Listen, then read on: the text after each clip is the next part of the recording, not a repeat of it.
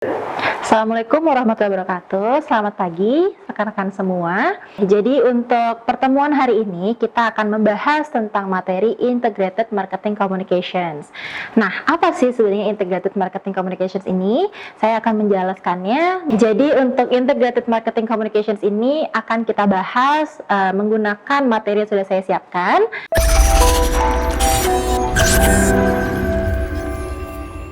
Berdasarkan yang pertama ini kita punya direct marketing. Oke, jadi direct marketing ini adalah di saat perusahaan ingin berhubungan langsung dengan customer tanpa melalui retailer. Nah, kemudian juga maka digunakanlah nih yang namanya direct response marketing seperti closed loop. Kemudian juga ada interactive database driven messaging system yang menggunakan banyak jenis media untuk menciptakan respon yang behavioral atau respons yang saling beruntun seperti itu. Jadi dalam mata kuliah Integrated Marketing Communications atau IMC ini, kita akan lebih banyak membahas tentang bagaimana sih kita sebagai seorang humas atau PR itu harus mampu untuk melakukan penjualan tetapi secara kreatif seperti itu. Kemudian yang kedua kita punya sales promotions nih teman-teman, di mana sales promotions ini merupakan istilah singkat dari penawaran nilai tambah. Di mana kita sebagai seorang marketer atau seorang IMC marketer ya seperti itu, kita harus mampu nih teman-teman menjual sebuah produk atau jasa atau barang menggunakan sarana yang kreatif seperti itu.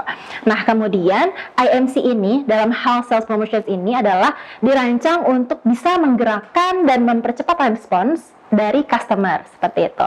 Contohnya apa sih? Contohnya adalah di mana nilai tambah itu sendiri contohnya adalah kesempatan untuk memenangkan hadiah potongan harga atau misalnya diskon seperti itu. Nah, yang ketiga ini sangat berkaitan erat dengan kita nih sebagai seorang humas atau public relations. Yang ketiga adalah dari segi PR atau public relations, di mana kita sebagai seorang marketer dalam konsep IMC itu sendiri harus melakukan pekerjaan yang sangat luas dan beragam. Tidak hanya bertugas men-track opini publik, tapi juga kita harus mampu memanage corporate brand dan juga menjaga reputasinya, sehingga dari semua hal yang masuk dalam konsep IMC itu sendiri harus tergabung dalam konsep PR, di mana kita sebagai seorang PR tidak hanya menjual atau selling, tapi kita juga harus mampu meyakinkan dan juga menjaga brand dan reputasi perusahaan yang kita jual seperti itu. Selanjutnya adalah dari segi personal selling nih teman-teman, di mana personal selling adalah komunikasi dua arah, di mana seorang penjual menjelaskan fitur dari suatu brand untuk kepentingan pembeli. Jadi contohnya adalah saya seorang marketer, seorang penjual. Bagaimana saya akhirnya mampu untuk melakukan penjualan kepada kalian, misalnya let's say Ayu ya, misalnya saya ambil contoh namanya Ayu ya. Nah, saya melakukan penjualan gadget kepada Ayu, seorang pelajar atau mahasiswi di UHAMKA. Ayu ini adalah seorang mahasiswi yang butuh laptop ya untuk sarana melakukan daring gitu. Nah, saya sebagai seorang marketer melakukan personal selling kepada Ayu untuk Ayu mau nggak beli laptopnya. Nah, kemudian Ayu akan bertanya nih kepada saya sebagai seorang penjual gitu, Bu, apa sih yang menonjol dari produk Ibu ini? Kemudian saya sebagai seorang marketer akan menjawab, oke, keunggulan dari produk saya adalah A, B, C, dan D. Tetapi kita sebagai seorang PR mempunyai seperti nilai lebih lah gitu. Bagaimana kita sebagai seorang PR harus mampu meyakinkan Ayu agar akhirnya ini Ayu mau membeli produk saya. Misalnya, Ayu dengan kamu membeli produk saya, kamu akan mendapatkan garansi selama 1 tahun. Misalnya seperti itu. Kemudian kalau misalnya ada masalah, kamu bisa langsung WA saya secara personal, misalnya seperti itu. Sehingga kita memberikan nilai lebih kepada Ayu sebagai seorang pembeli produk saya, sehingga dia akan merasa lebih yakin, merasa lebih percaya, merasa lebih nyaman saat melakukan penjualan dan berkomunikasi atau berinteraksi dengan kita. Seperti itu. Yang keempat, kita punya advertising. Nah, mungkin kalian tidak asing nih dengan yang namanya advertising atau iklan ya. Nah, advertising ini merupakan suatu bentuk dari presentasi non-personal dan promosi dari suatu ide, di mana barang atau jasa yang tidak gratis atau berbayar dan dilakukan oleh sponsor, oleh perusahaan maupun secara individu ya seperti itu yang teridentifikasi. Nah, kemudian karakter dari iklan sendiri adalah bersifat non-personal, di mana komunikasinya satu arah nih teman-teman. Ada sponsor yang biasanya sponsor ini adalah halayak yang peduli ya, dan bertujuan untuk mengubah sikap dan perilaku. Jadi advertising ini teman-teman sifatnya sekarang lebih general ya, ada yang sifatnya satu arah atau dua arah. Nah, dua arah di sini biasanya kita kaum milenial nih biasanya lebih kreatif menggunakan sarana sosial media seperti TikTok, Instagram. Dan mungkin kalian lebih sering ya banyak banget melihat iklan-iklan advertising yang lalu lalang di TikTok nih teman-teman. Sekarang ini memang lagi zamannya ya iklan-iklan atau bahkan sponsor menggunakan sarana sosial media seperti TikTok karena dianggap lebih menarik dan lebih mengengage calon pembeli seperti itu. Kemudian selanjutnya kita punya publicity. Publicity ini sendiri merupakan salah satu jasa yang disediakan oleh public relations ya teman-teman, firma maupun advertising agency. Publicity ini timbul untuk membantu dalam hal menangkap perhatian publik. Jadi publisitas ini kita sebagai seorang PR sudah pasti harus mampu untuk mengengage calon pelanggan kita ya teman-teman. Bagaimana caranya? Tadi sudah saya jelaskan kelima hal yang di atas tadi ya, ada PR, ada juga advertising, ada juga personal selling dan lain sebagainya.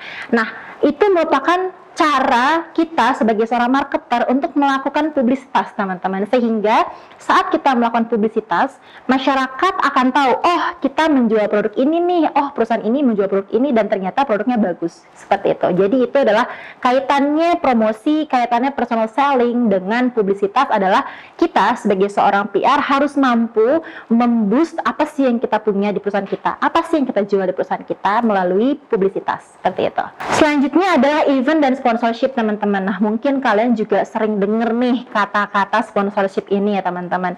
Dimana mungkin kalau kalian dulu zaman SMA atau sekarang saat kuliah nih aktif nih ikut kegiatan di kampus gitu kan. Sudah pasti kalian saat akan melakukan sebuah event, kalian butuh yang namanya sponsor nih teman-teman. Nah, gimana sih caranya kalian bisa dapat sponsor?